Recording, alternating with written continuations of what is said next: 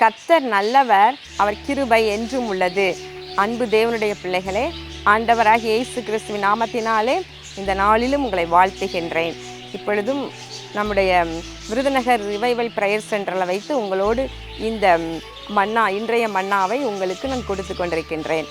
பக்கத்தில் அந்த பேர்ட்ஸ் அதிகமாக இருக்குது.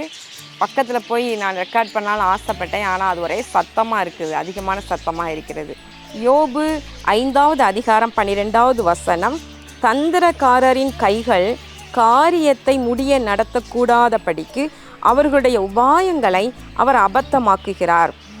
தந்திரக்காரர்களுடைய கைகள் என்ன செய்தாம், அழகாக பிளான் பண்ணி பல உபாயங்களை அவங்க தேவ பயம் இல்லாமல் மற்றவர்களுக்கு விரோதமாக, குறிப்பாக தேவ பிள்ளைகளுக்கு விரோதமாக பல உபாயங்களை தந்திரமாக தீட்டி உங்களுக்கு கிடைக்க வேண்டிய நன்மைகள் உங்களுக்கு கிடைக்காமல் பண்ண பிளான் பண்ணலாம்.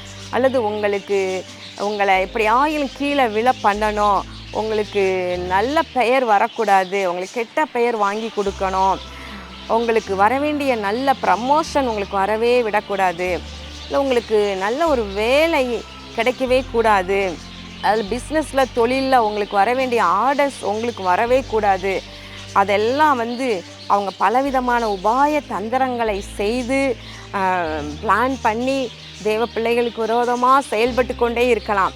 ஆனால் பயப்படாதீங்க. வசனம் என்ன சொல்லுதுன்னா, அவர்களுடைய உபாயங்களை, அதாவது காரியத்தை முடிய நடத்தக்கூடாதபடிக்கு, அவங்க பிளான் பண்ணுற காரியத்தை முழுசுமாக செய்து முடிக்க முடியாதபடிக்கு அவருடைய உபாயங்களை கர்த்தர் அபத்தமாக்குகிறார் என்று வசனம் சொல்லுகிறது. ஆமென், அல்லேலூயா.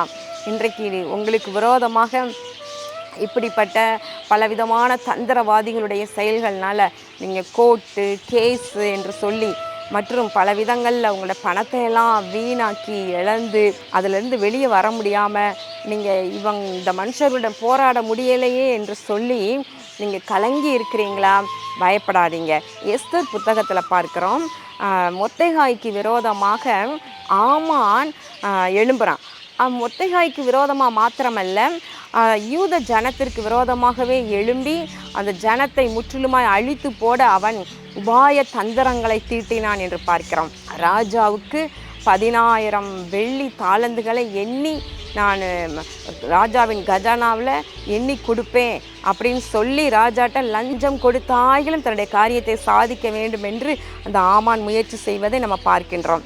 எஸ்தர் புத்தகத்தில் 3வது அதிகாரம் 9வது வசனத்தில் நம்ம அப்படி வாசிக்கலாம்.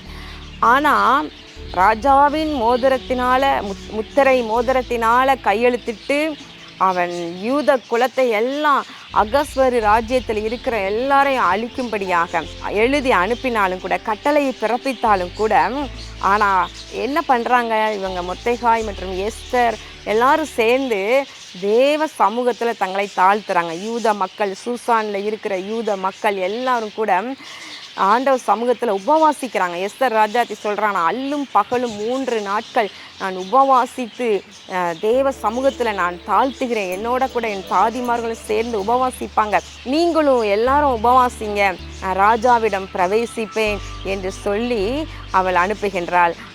எல்லாரும் உபவாசிக்கிறாங்க, கர்த்தரை நோக்கி பார்க்கிறாங்க, ஆண்டவர் மனம் இறங்குகின்றார். பாருங்களேன், ஏற்ற நேரத்தில் அந்த ஆமானுடைய கால் தள்ளாடும்படி செய்து அவனுடைய உபாய தந்திரங்கள் அவன் காரியத்தை முடிய நடத்த விடாத படிக்கு அதை அபத்தமாக்குகிறார். மொர்தெகாய்க்கு செய்யப்பட்ட தூக்கு மரத்தில் அந்த ஆமானை தூக்கி போடுறாங்க. பாருங்களேன், தந்திரக்காரர்களுடைய அவங்க கைகள் தேவ பிள்ளைகளுக்கு விரோதமாக காரியத்தை செய்து முடிக்கவே முடியாது. ஏன்னா கர்த்தர் நம்மோடு இருக்கிறார். ஆமென். இப்படிப்பட்ட நேரங்களில் நம்ம என்ன செய்யணும்னா, உபவாசம் இருங்க, தாழ்த்துங்க, தேவக்காரம் இறங்கி வந்து தந்திரக்காரர்களின் ஆலோசனைகளை செயல்களை அபத்தமாக்குவதாக என்று சொல்லி நீங்கள் ஆண்டவர் சமூகத்தில் உங்களை தாழ்த்தி ஜெபம் பண்ணுங்க. உங்களுக்கு விரோதமான இப்படிப்பட்ட தந்திரவாதிகளுடைய தந்திரங்கள் எல்லாம் அபத்தமாகி போகும். ஒன்றிலும் கர்த்தர் உங்களை அகப்பட விட மாட்டார். ஆமென். நீதிமானை பகைக்கிறவர்கள் குற்றவாளி ஆவார்கள் என்று தான் வசனம் சொல்லுகிறது. எனவே கவலைப்படாதீங்க. கர்த்தர் உங்களை ஆசீர்வதிப்பாராக. ஆமென்.